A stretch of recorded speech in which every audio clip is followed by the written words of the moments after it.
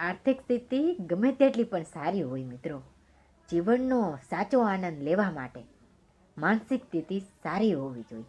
ઘરમાં sofa set હોય, dinner set હોય, પણ માઇન્ડ સેટ ન હોય તો ક્યાંય પણ સેટ ના થઈ શકો. આ સમજજો. એક નાનકડી કીડી આપણા પગમાં કરડી શકે છે, પણ આપણે એના પગમાં કરડી શકતા નથી. એટલે જીવનમાં કોઈને નાના ના સમજવા, કારણ કે એ જે કરી શકે છે તે આપણે નથી કરી શકતા. સમજાય તેને વંદન. કે સમયની સાથે તો બધા સંબંધ નિભાવે છે, પરંતુ મીઠાશ તો ત્યાં આવે જ્યારે સમય બદલાય પણ સંબંધ ના બદલાય. હે ઈશ્વર, મારા પર એવી કૃપા કર, શ્રદ્ધા મારી ક્યાંય ન ઘટે, ભક્તિ તારી એવી કરું કે ઘટે તો જિંદગી ઘટે. લોકો કહે છે રૂપિયાથી બધું ખરીદી શકાય છે, તો ખરીદી બતાવો કોઈ વ્યક્તિ પરથી ઉતરી ગયેલો વિશ્વાસ.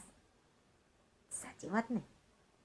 ભૂલ એનાથી ન થાય છે જે સારું કરવા ઈચ્છે છે, બાકી કંઈ નહીં કરવાવાળા તો ભૂલો જ શોધતા હોય છે. સાચી વાત ને મિત્રો? પોતાના વખાણ કરી ખુશ થવાનું શીખી લો, બાકી તમને બદનામ કરીને મજા લેવાવાળા ઘણા છે. ચૂપ થઈ જતી વ્યક્તિ હંમેશા રિસાયેલી નથી હોતી.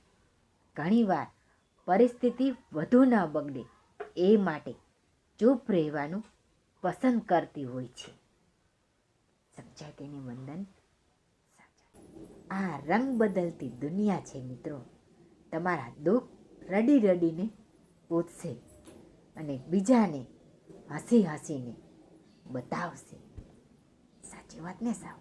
પડી પડીને ચડે એનું નામ જ જિંદગી, બાકી તૈયાર પગથિયે ચડતા તો બધાને આવડે છે.